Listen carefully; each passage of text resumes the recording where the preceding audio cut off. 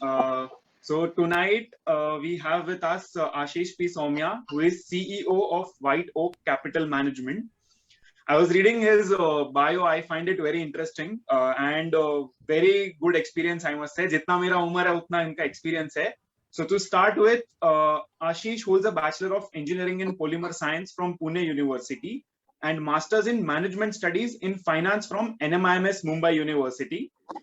Ashish is responsible for strategizing, growing, and managing the operations at White Oak Capital, a highly differentiated equity boutique managing offshore funds investing into India, as well as domestic AIF, which is Alternative Investment Funds, and PMS strategy, which is Portfolio Management Services strategy, totaling to over $2 billion. White Oak Capital is founded by Prashant Khemka, founder, CIO at Goldman Sachs Asset Management for India Equity and Global Emerging Marketing Strategies. Prior to joining White Oak Capital, Ashish served for nearly 8 years as Managing Director and CEO of Motilal Oswal Asset Management Company. He is one of the highly regarded and differentiated equity managers in India, backed by excellent performance track record and well-documented investment philosophy. Starting with about 1,300 crores, which is $150 million in 2013, Motilal Oswal AMC grew to 42,000 crore, which is $5.6 billion of equity assets across portfolio management services, alternate investment funds, offshore funds, and domestic mutual funds. Motilal Oswal, under his leadership, was awarded Brand of the Year at the CNBC India Business Leadership Award in 2018. Ashish ji has 20 years experience in business strategy and management, process-driven sales and distribution, product development and marketing of investment offerings. He has been engaged with India's private sector asset management industry for pretty much its entire growth trajectory post 1998. Prior to Motilal Oswal AMC, Ashish was heading sales and distribution of ICICI Prudential AMC for their mutual funds, portfolio management and real estate offerings through multiple distribution channels across India and Middle East. He has led a new product development, product management, communication and distribution channel delivery over a number of years. We at Rotary Club of Bombay West give you a very warm welcome, Ashish ji. Now handing it over to you. Yeah, thank you. Thank you very much for your generous. Thank you for your generous introduction and for inviting me to speak to all of you. So I'm sure, as you are aware, the topic that I was told to speak about is about investing in the stock markets amidst, last couple of years, needless to say, has been quite challenging because of, this unprecedented COVID pandemic that we all have been witnessing. So what I was told was to, speak about investing in these kind of challenging times. And I'm sure, I think, Lomas, if I may request you, we need to mute some lines because there is some background noise or disturbance which is happening. Yes, I'll check that. Can you hear me? You can hear me clearly? Yes, we can hear you clearly. Okay. So, needless to say, interesting topic last couple of years for everybody who's an investor. And, professionals like us has been very, very difficult and very challenging time. But at the same time, it has been, full of learnings and full of interesting experiences. Also, I'm sure, all of you or most of you, or at least some of you yourself must be participating in the stock market, either by investing directly or by subscribing to mutual funds or portfolio management or whichever way. And I think stock market is something, where different people may participate in varying degrees, but I think everybody has an opinion about it, so even if you are not an investor, still hear me out. It might just help, at least for social discussions, right? Because nowadays, if there are 4 or 5 people who are standing and talking, I mean, actually I'm wrong, because meeting 4 or 5 people and standing and talking doesn't seem to be happening. But even if you're on a social call or a Zoom call, and if you hear that there are a few people talking, it's most likely that they're talking about cricket, or they are talking about Bollywood, or nowadays about the stock market.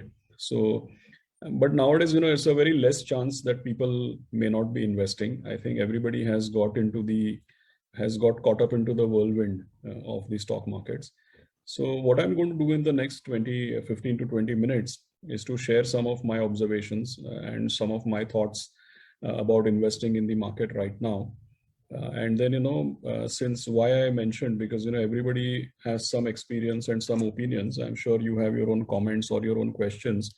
So maybe we'll leave some time for, all of you all to be able to share your experiences or throw up some of your questions. So I'm not going to use up all the time talking from my side. But yeah, maybe the first 15 to 20 minutes, I would like to share some of my observations and my learnings. And then, I'm happy to take questions. Now, I think that, considering where we are in the stock market right now, there are 2 or 3 things which are prime concern for anybody who is observing the stock market, or for anybody who is a investor. What are these observations, or what are these concerns? Let me share that, because I meet a lot of investors. I listen to a lot of people.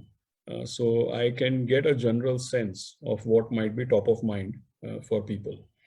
The first thing which might be top of mind for people is, because we are seeing 16,500 on Nifty, and some 57,000 kind of level as far as Sensex is concerned. So the first thing which I'm sure everybody thinks about is that, is the market in a bubble?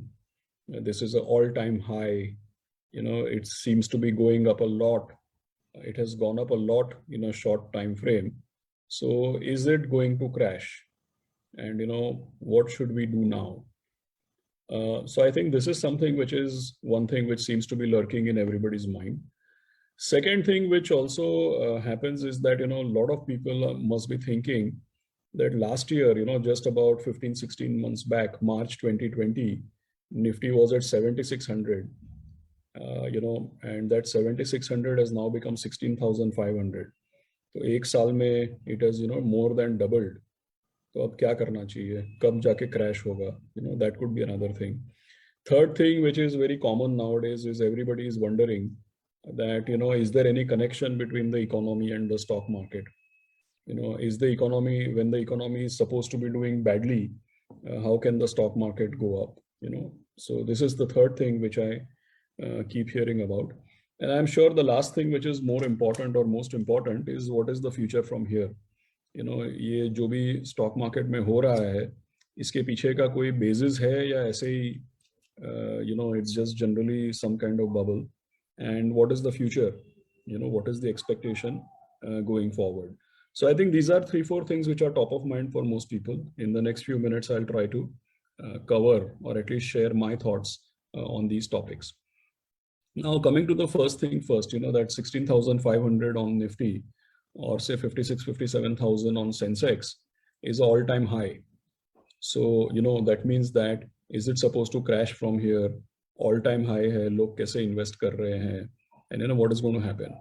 So let me tell you something straight up, very simple and very obvious, but most people don't think about it that often, that every all-time high, just listen to me, this statement carefully, every all-time high is preceded by a series of all-time highs, and every all-time high will be succeeded by more number of all-time highs. That's how normally the market actually works.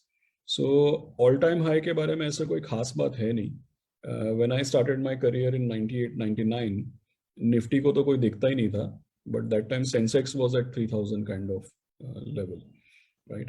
The first time I encountered all-time high was when, forget Nifty, first time I encountered all-time high was when Sensex was 6,000 level. Then from 6,000 it became 2,600.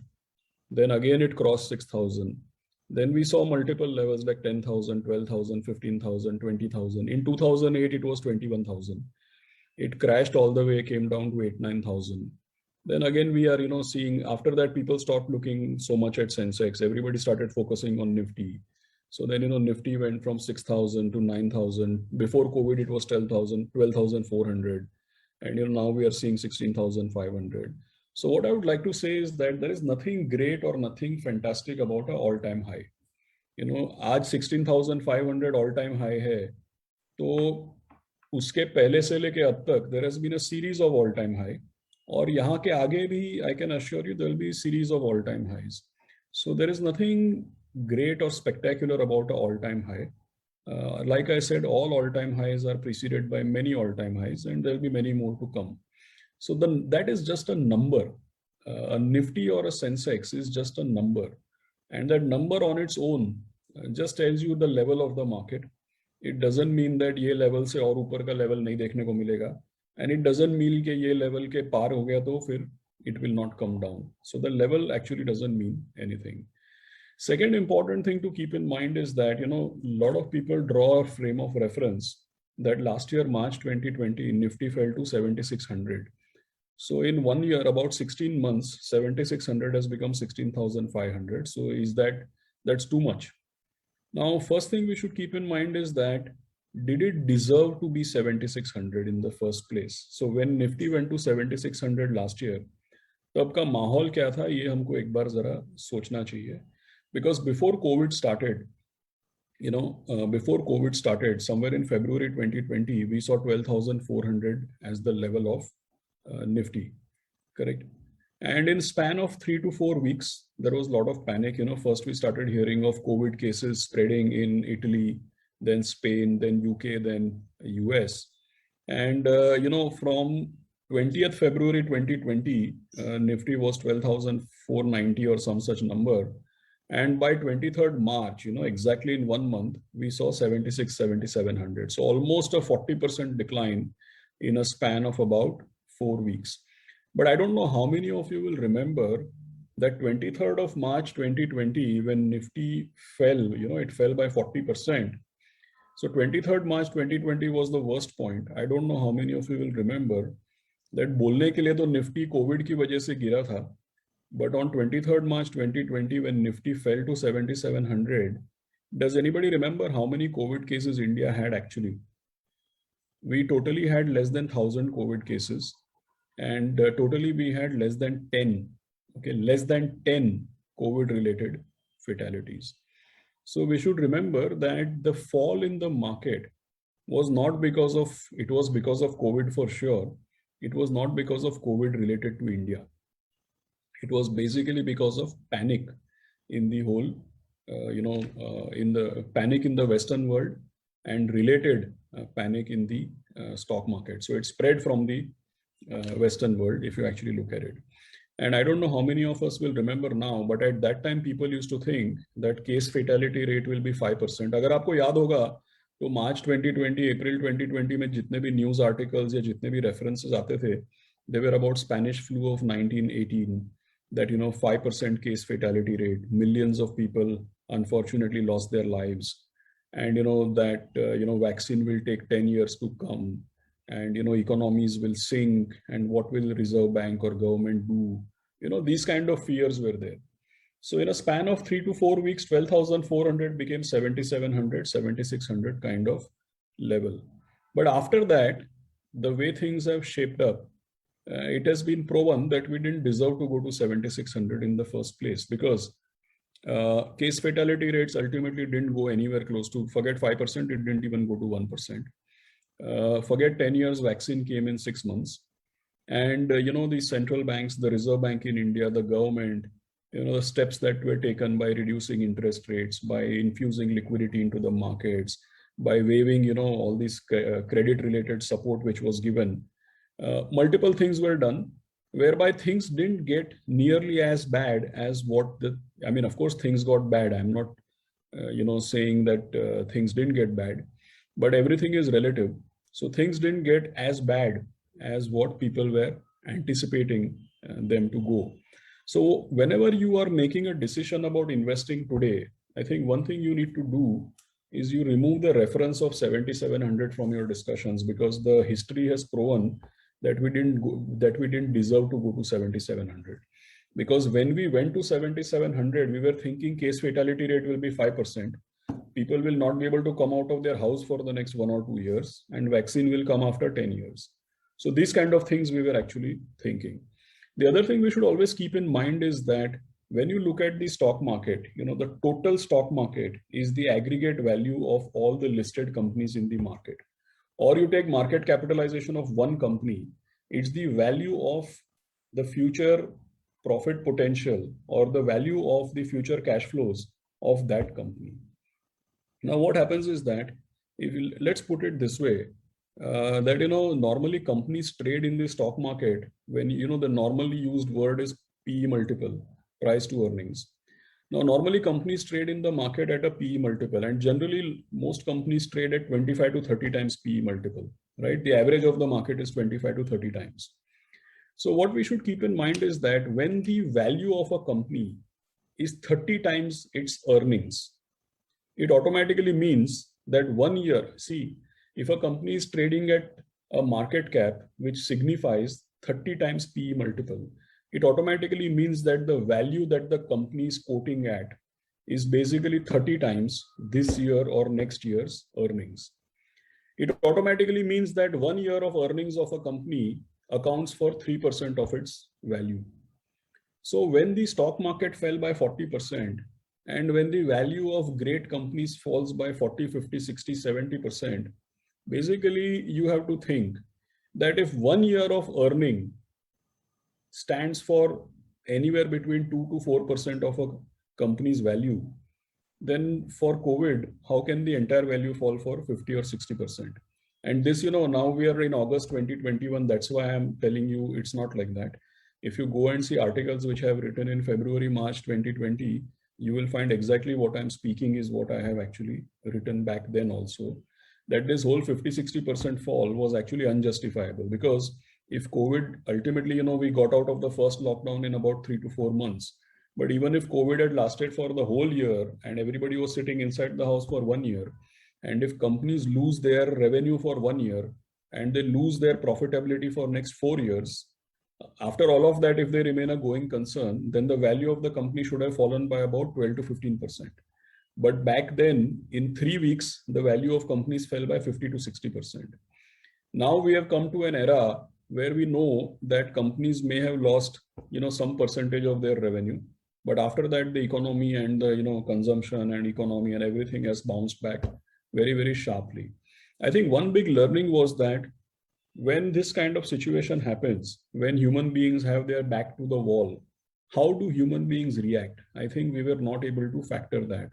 And the general learning is that human beings are not the next dinosaur. I think that is the good news. Because last year, the way the market was behaving, people were behaving as if abhi hum hi log agla dinosaur human being hi hone wala hai. So sab kuch, tehs nehs ho jayega. But it has been proven that we are not dinosaurs. Finally, the vaccine came in 6 months. And now, as you can see, very rapidly, people are being vaccinated and things are actually opening up. So this was the second point I wanted to clarify to you, that if you're making any investment decision, what happened in 3 to 4 weeks in a bout of extreme panic, don't use that as your reference point. Because when there is so much panic, people don't end up actually investing. When there is panic, it's always a great opportunity, but most people are not able to capitalize on that opportunity. And speaking about opportunities as they apply to the stock market specifically, there is a very interesting statement made by someone that every correction, every past correction looks like a missed opportunity, except for this one. So meaning what happens is that जितने भी past corrections होते हैं market में, जब भी गिरावट आती है, उन सब चीजों को हम missed opportunity बोलते हैं कि अरे तब पैसा लगा देना चाहिए था. So whenever there is a correction, what happens?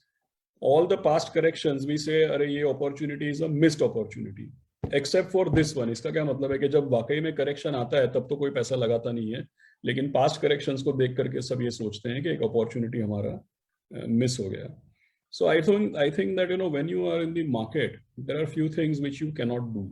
One is you cannot live by seeing the past. Rearview mirror doesn't help anybody. The second thing about the market, which is a very big learning, is that human beings, there is a reason why human beings find it very difficult to participate in the stock market. Because as human beings, we want certainty. जैसे अगर आप देखिए कई बार recently I read somebody said that because we cannot think, we start judging.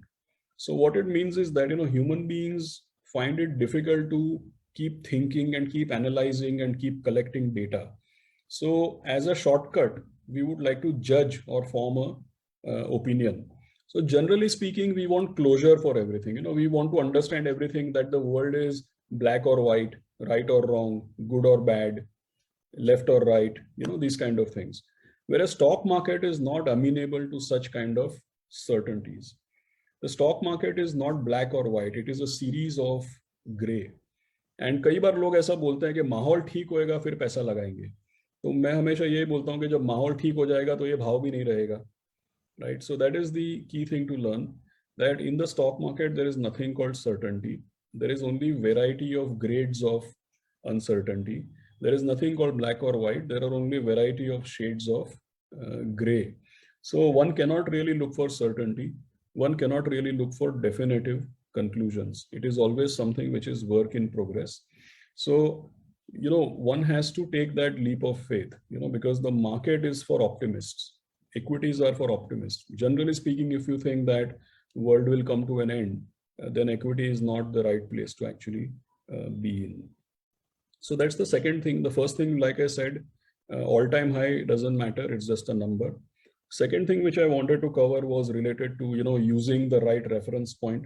So don't use 7,700 as your reference point. That is gone. That was in one moment of panic. I don't think it is actually coming back. The third thing which I wanted to cover, was this, everybody has this belief that, the stock market has no connection with the economy. Economy is doing badly, stock market is going up. How can this happen? Now, there are a few things which I would say, rightly or wrongly, good or bad, I don't know. But unfortunately, what you see on the road or what you see in the newspapers is unfortunately not what gets measured in your Nifty or Sensex. So let me explain it this way. Last year, I used to hear this a lot, that when this COVID pandemic happened and when the lockdowns happened, if you see the news or if you see, television or, newspapers or whatever, what you hear, social media, etc., there was a lot of coverage, unfortunately, that people had to walk back, 300 kilometer, 500 kilometer, laborers, there was immigration that was happening, and that, so many people had lost their jobs. So if you remember, even in demonetization, it happened, right? That, there was a big impact on the black economy. A lot of people who were dependent on the informal economy, they were suffering. These kind of things have been spoken when RERA was implemented, when GST was implemented. So unfortunately, what has happened in the last 4 to 5 years, and COVID included, whatever has happened has impacted the informal economy very, very sharply, right? GST implementation, the real estate regulation, demonetization. Even with COVID, unfortunately, even with COVID, what happened was that the businesses which were operating in the informal economy, they got more, of course, everything got impacted. There's no doubt about it. But if it is in the informal economy, which results in dealing in cash, which results in offline transfer of goods, you're not digitally enabled, right? You're depending on cash. You are not on any payment gateways and all those electronic cash transfers, etc. So what happens is that what you see on TV or what you see in the news, it might look very, very disturbing to you, but that is not what may be actually getting measured in the stock market. What does the Nifty or the Sensex or the stock market show? It shows you the value of the listed companies, needless to say, operating in the formal sector. So if you follow the news or if you follow television and it shows that unfortunately there is immigration of labor and people have to walk 300 kilometers, or that some people are not getting food or shelter, that looks very bad and it weighs on our sentiment. It impacts our emotion. But unfortunately, that is not what gets counted in the formal economy or in the stock market. That is one thing. So never, many businessmen, what they see on ground in their own business, they try to link it directly to stock market. That, हमारा business में ये problem है और market ऊपर जा रहा है. Don't try to link it. There may not be necessarily any linkages out there. The second thing is that we live our life here and now, but the stock market is always the basic thing, like I said, the value of a company, it's the present value of the future cash flows of being generated by that business. So today the value, जो बाजार में जो बोली लगती है किसी भी company को लेकर के, today's value is actually not today's value. It's the present value of the future that is being quoted about, right? तो अगर आपका 3 महीने का लॉकडाउन है, तो जैसा मैंने बताया कि 1 साल का प्रॉफिट है वो कंपनी का 3-4% ऑफ वैल्यू होता है, राइट? सो अगर आपका आज लॉकडाउन है तो stock market is not concerned about today's lockdown. वो तो ठीक है, लॉकडाउन हुआ 23 मार्च को, दाम गिर गया, सब हो गया, that is over, it is done and dusted. The market always lives in the future, right? So the market, you may think that the economy is doing badly, why is the market going up? But the reality is that the market is trying to factor in the future. And please do not fall for this kind of, propaganda or these kind of comments which are loosely made that market is casino and all. Who is the market? You are the market, I am the market, all of us on this call. The stock market is the sum total of the opinions of millions of people. It's like election, right? When election comes, people cast a vote, right? In our country, fortunately for us, crores of people cast a vote. And then one party wins or one leader gets elected. After that, we cannot say, kisne vote kiya, ye to galat hai. It doesn't work that way. So the stock market also, it is even bigger. It's the sum, not only Indians, foreigners from all over the world. Everybody is casting their vote on your market. So the stock market is the sum total of the opinions of millions of people. It is saying what it is saying. So beyond a point, you cannot fight with it, or beyond a point, you cannot grudge with it. Like in Gujarati, they say, Bhav Bhagwan che. What it means that sum total of opinion of millions of people is saying that today this is the price. Ab usme sab factor ho gaya. Correct? Now the brownie is not for trying to argue whether this is the right price or the wrong price. The brownie you will get only if you can understand that where it deserves to go. Don't argue about where it is. Only try to understand where it should go. There are no brownies for arguing whether today's price is right or wrong. अगर आपको लगता है wrong है तो आप short कर सकते हो. Correct? So the brownie is for the future. The market always lives in the future. Market doesn't live in the past. So don't try to fight with the market saying that economy तो खराब है, market ऊपर जा रहा है, यहाँ पे casino है, ऐसा कोई नहीं है. If you treat the market with respect, it's a temple for you. If you treat it with disrespect, it's a casino. If you gamble, it's a casino. If you treat it respectfully, it's a temple where you can make money. So market doesn't, the market is nothing. The market is how you treat it. If you treat it with respect, it's a temple. If you try to gamble, it's a casino. Market is, it's like this. For example, there is a table out here. If I kick the table will kick me back, right? It's, it's a law of physics. So market treats you the way you treat the market, right? And the market always tells you what are the future possibilities. Needless to say, if those possibilities don't play out, if the hypothesis of the future disappoints, then the market will promptly come back. It just doesn't, there is no such condition that the market has to keep going up. Right now, the market seems to be thinking that the worst is behind us.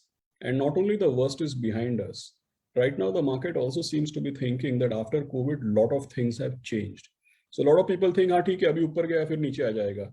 Let me tell you, what has happened is not cyclical in nature.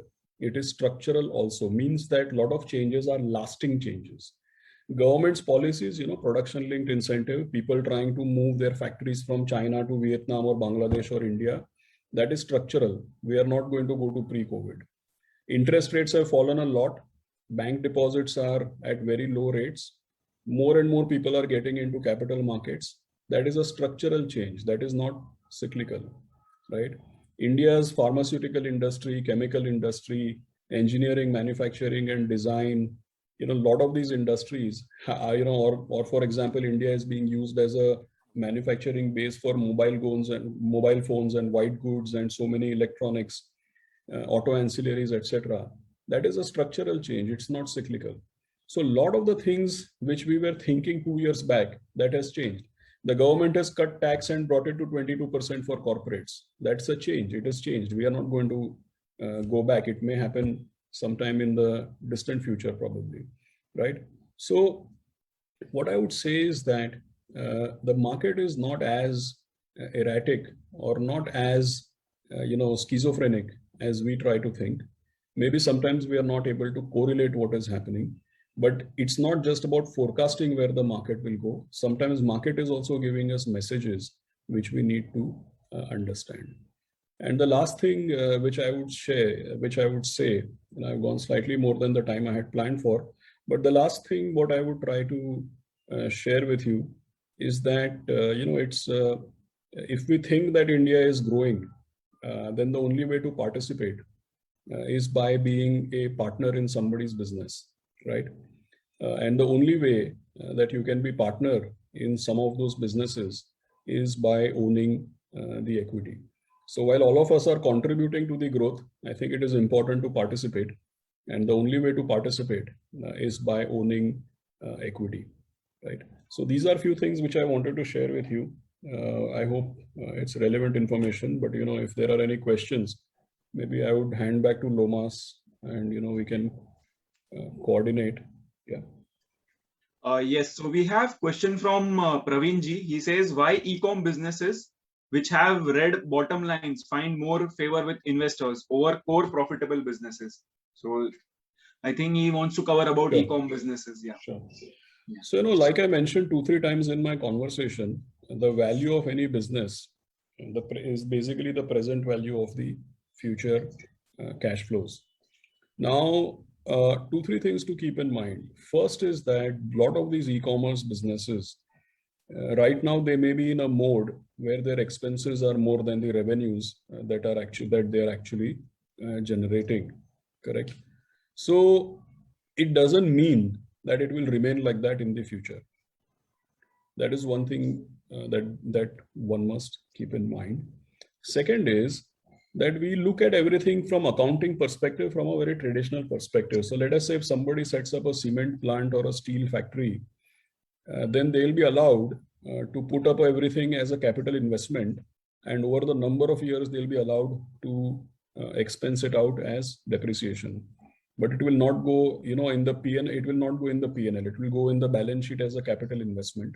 Hundreds of crores can go as capital investment. And then it will be expensed out when the depreciation goes through. But if you look at some of these e-commerce businesses, they don't have that kind of plant and machinery, and they are not putting up that type of, something which can be parked in the balance sheet as a capital asset. If they are spending to do home delivery for you, or if they're spending to do customer acquisition for you, our accounting rules don't allow them to capitalize those things. It will go straight to P&L as an expense and it will show up as a loss. So sometimes the accounting rules are also unfriendly. So if I invest in acquiring customers, or if I invest in building an army of, delivery infrastructure, where I have a lot of people and where I have a lot of people on my payrolls and they're doing home delivery for you, I will not be able to show it as a capital asset. I'll have to expense it out. So sometimes accounting rules also play havoc with how a business has to be seen. Third thing, there is no such rule that you cannot give capital to a business which is currently making a loss, but shows the potential for profit in the future.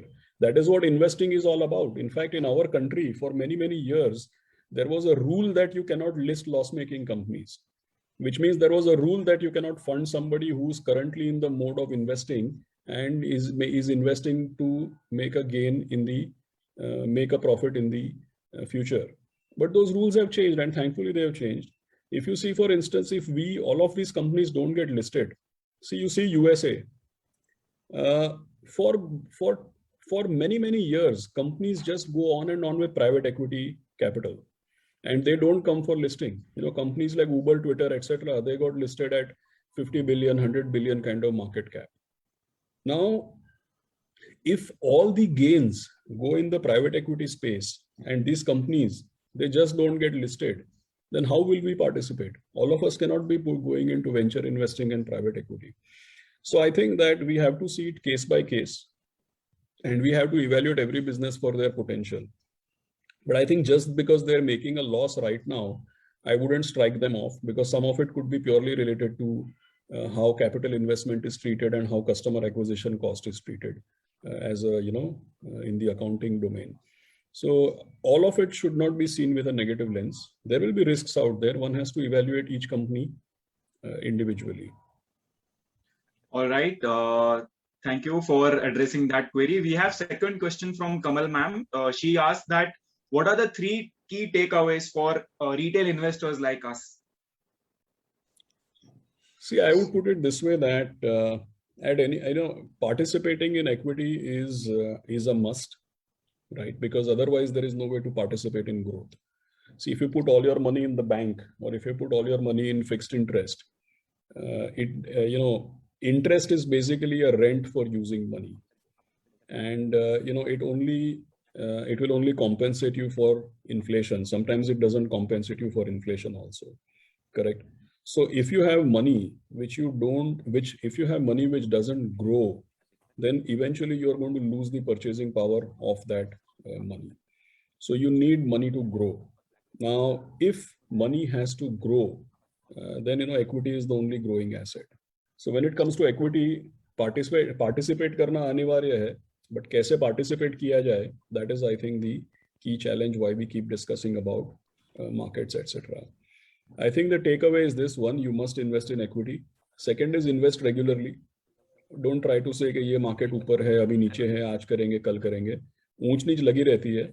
But generally speaking, while there are many ups and downs, the general direction of the market is 45-degree up. So participating is a must. Participating regularly is important. And lastly, don't try to make definitive conclusions. Just stay invested for time horizons as long as 5, 10, 15 years. Then you don't need to draw conclusions, because you will be able to see the results yourselves. All right. Thank you for addressing that as well. We have Turab who has raised his hand. So I would request you to request Turab to unmute first. Am I audible? Yes, Turab, you are. Sir, thank you for the insightful session. I have one question. As you mentioned that the interest rates have fallen down. So is that a structural change? And sir, then what are the debt instruments which would prefer, like to park our debt funds? Sure. So actually, so first point is that yes, interest rates have structurally changed, and I can tell you, what I have seen. Sometimes what happens is, if you see last 1 year, last 2 years, the trends are not visible. But if I take a long trend, like, when I started my career, 98, 99, Reserve Bank of India, on behalf of the government, used to issue something called a relief bond. It was called RBI relief bonds. And it was being issued at 11%. So it was 11% tax-free. And since it was issued by Government of India, it was also 11% tax-free and risk-free. So wahan se lekar ke, you see where we have come now, right? Now you put money in State Bank for a year, what return it is going to give you. So I would say, yes, it is structural. In between 5% ka 6%, 6 ka 6.5%, 6.5 ka 4.5%, all these ups and downs will keep happening. But I don't think we are going to go back to 9, 10, 11, 12, right? That's the first thing to keep in mind. Second is that, yes, debt investing is a challenge now, right? So I would put it this way, that, see, while debt instruments ka returns come ho gaya, jaise fixed deposits, etc. But, at the same time, there are alternatives which are coming up. Like, see, nowadays, if you take, take commercial real estate, for example, commercial real estate is going at 9%. Now, all of us cannot be buying offices and giving it on lease, but we can always invest in a real estate investment trust, for example. Nowadays, REITs are listed. Abhi REITs ka bhi aisa hai ki aap usko 1-2 mahine ke liye nahi invest kar sakte, because the price keeps fluctuating. But if you have 2-3 years of investment, then in today's world, I think a REIT would function better than a deposit, at least in the current environment. Let me put it that way. Then like we have real estate investment trust, you also have these infrastructure investment trusts, because all the roads and infrastructure projects, they are paying regular tolls and, these kind of charges. So REITs, InvITs, these are good alternatives to fixed income. Mutual funds, which have a combination, like say 80-90% of the money in debt and only 10-20% of the money in equity. Or there are some mutual funds which make a combination of gold, equity, debt, international equity, and then, try to generate some 8% kind of return. So anything which is, nowadays, if we put money in the bank, it gives very poor return. So you have to go for some of these hybrid kind of investment, like real estate investment trust, infrastructure investment trust, like multi-asset funds, or, like I mentioned, funds which are mixed between debt and equity, but very conservative, it fluctuates very less. So you have to go for other alternatives rather than putting money purely in fixed income. All right. I hope, Turab, your question has been addressed. And we have two questions from Praveen ji and as well as from Nilesh ji. Everyone is keen ki, sir, invest kare to kaun se sector mein kare? So it would be great if you can share your thoughts on that. So my company or me, we don't approach things on a sectoral basis. We always look at things, on an individual basis. But I understand, I respect where the question is coming from. So still, if I have to name or if I have to give an idea about sectors, I would say everything to do with capital markets, because that's a long trend. It's not going to change again. Say, when I say everything to do with capital markets means, exchanges, registrars and transfer agents, depositories, asset management companies, life insurance companies, general insurance companies, the exchanges which are listed, like there are at least 3 exchanges which are listed, like MCX, BSE, IEX, probably some point in time NSE would get listed, all the broking companies, fintech companies. So even now, previous question was that interest rates have structurally come down. So where should we invest? Now, all of these trends, they are resulting in higher and higher migration of investing and saving pool into capital markets. So all entities operating in the capital market domain are structurally big beneficiaries of whatever is happening. I don't know if we have noticed, but for example, in the last 1.5 years, 2 crore demat accounts has become 4 crore plus demat accounts. That's the rate at which capital market adoption is rising. So that is one. Second is not a very popular thing to say, but personally, I think that real estate will do very, very well. So everything to do with real estate, which is basically into real estate, there are few developers which are listed. There are home improvement companies which are listed. There are companies which are ancillary to real estate, like mortgage finance, for example. So everything to do with real estate in India, last 10 years, real estate has done very, very badly. But generally speaking, if you are positive on the economy and if you're positive on the markets, then it is impossible to be negative on real estate. Also, last 3-4 years, a lot of regulation and a lot of structural things have changed on real estate. So which means that maybe a new beginning is likely to happen.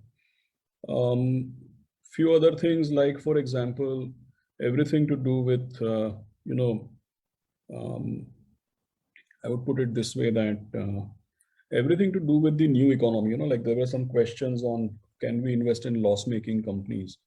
Now, that whole space, I'll give you just a simple example. If you take the US stock market, 27 to 28% of the market capitalization, the total value of all listed companies in US S&P 500, 27 to 28% of the value comes from technology companies. In India, it is barely 11 to 12%. So while technology companies are creating employment and are playing a bigger and bigger role in our day-to-day lives, and some of these companies which are currently making loss but getting listed, let's be fair, we ourselves use each one of those and all their products, and we all are habituated and hooked on. So I think that, and I'm not talking about one company or 2 companies which have got listed now, in the next 1 year, you will find that in the total value of our market capitalization, the total composition of our market capitalization in the next 1 to 2 years, it will change. In our country, market value also, the contribution of consumer tech, fintech, digital, all these new brands and all these new businesses, that is going to change quite significantly. So I know that investing in some of these segments is challenging, but I do believe that they will create a huge amount of value. Great, great. Apart from that, sir, we have another two questions, which are apart from the question says Tejas ji has asked that apart from direct equity, is it better to invest in mutual funds or in portfolio management services? See, I think ultimately they all are service providers. Okay, ultimately they all are service providers. I would say portfolio management services are relatively riskier than mutual funds. See, investing directly yourself, I would say, is prone to risk. Anybody who has started in the last 1 year has made exemplary results, which is very, very good. But you should not extrapolate that into the future.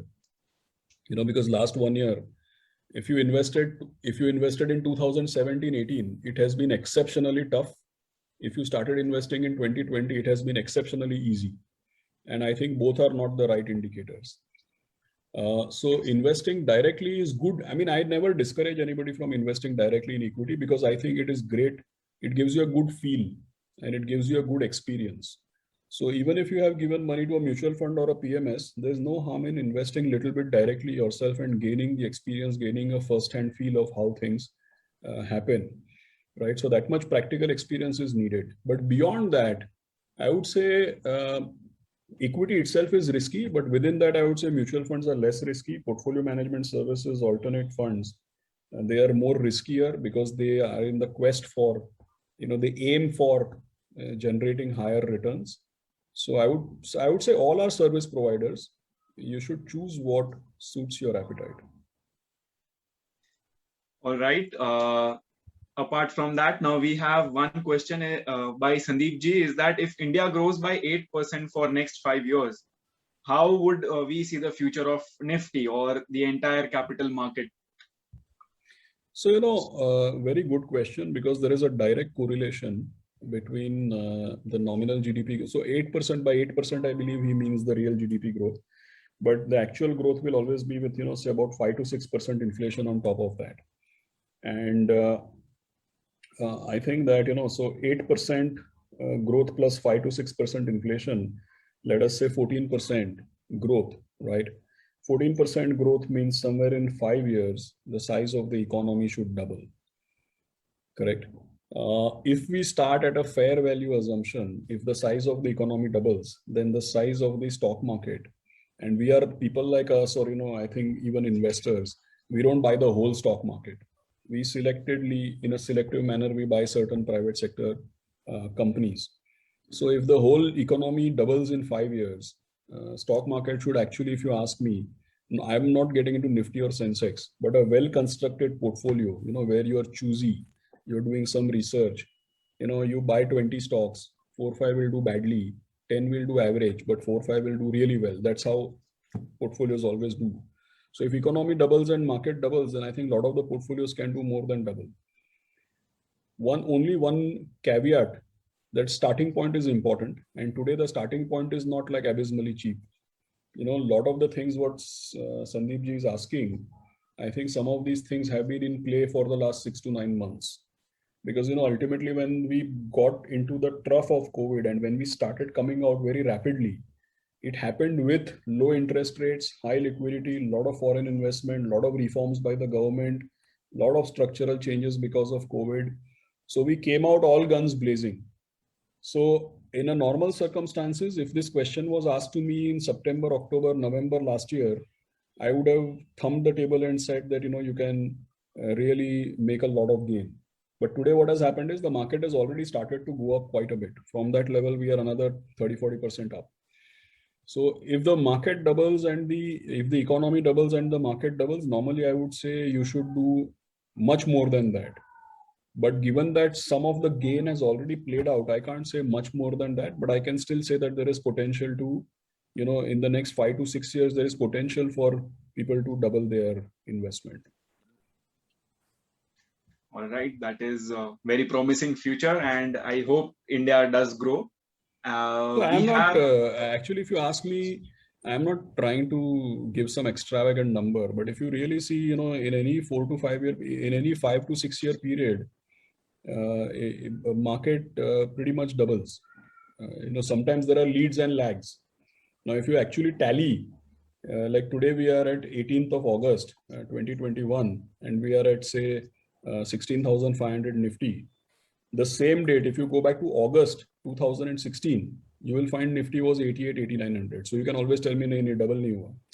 That is because you're seeing Nifty. You have to see individual, you know, portfolios, companies, Correct. dates. Aage bhi, matlab, it will never tally exactly. You know, it's not physics. Correct. Okay, we have one more question. It is that what are the key steps which government is taking for investors and for finance service sectors, and what are the other companies also doing?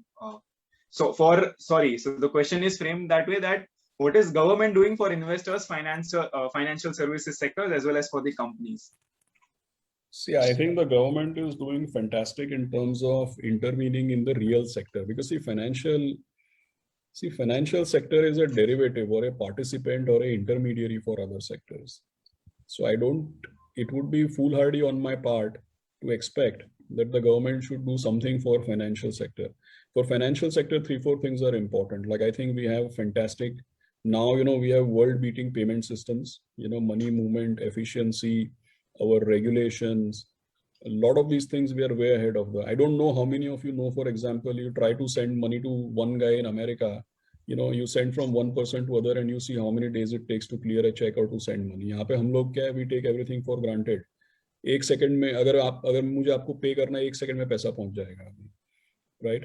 So we are far more advanced in our banking systems, in our technology, payment systems. Our stock market is, by the way, many aspects, it is far more advanced than some of the Western world. I don't know how many people know we were one of the first countries to go to T+2 rolling settlement, actually. You know, in certain aspects of derivatives, contracts and all, we are actually superior to some of the Western world. Okay, so I think financial services, the infrastructure, our banking system, payment system, a lot of things are superior to most. But all said and done, financial system or a financial services industry is more an intermediary or a facilitator. If the economy is doing well, if people are prospering, then we have a job to do. If the other sectors, the real ones, you know, like manufacturing or these pharmaceuticals, chemicals, this consumer technology, digital technology, IT enabled services, or now, you know, the government has done this production linked incentive. We are encouraging new investments. Job creation is happening after many, many years. You know, largest of IT companies are saying if somebody will hire 2 lakh people, 3 lakh people. Real estate cycle is picking up. It is always a big generator of employment. So if all these real sectors do well, then financial industry has nothing to complain. But per se for financial industry, I don't think, you know, anything necessarily has to be done directly. All right. I think if anyone has else to also ask, please put it on the chat box. We have last 1 minute to cover that thing. I myself have few questions I would like to ask.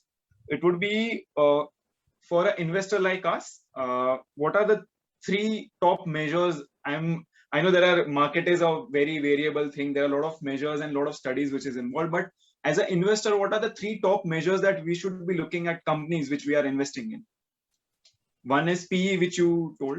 Yeah, so we actually, you know, that was, frankly, I was mentioning about PE more to explain to you how to look at market. But we actually personally, I mean, we ourselves don't necessarily, because see, PE has accounting multiples, meaning, you know, it's like the EPS is an accounting number, yeah, correct? So we actually try to go for, all our analysis is based on free cash flows and not on the accounting related measures, right? So I think a true indicator of health of a company is actually the free cash flow. So we do everything related to price to free cash flow and price to free cash flow after paying for cost of capital. So for any company that we evaluate, we are looking at free cash flows over and above the cost of capital, right? That we call it excess return on investment capital, excess return on invested capital. So we look for, you know, that is something which we track. But most importantly, if you really ask me, you know, good management, governance. I think these are some of the things which are important. Also, we ourselves don't invest by first identifying sector. Like typically, we are not a top-down investor. But one thing I can tell you that, for even the best of companies to do well, the economy and the sector has to have some amount of tailwind. There has to be some blue sky which has to be happening. Otherwise it can be challenging. Hi,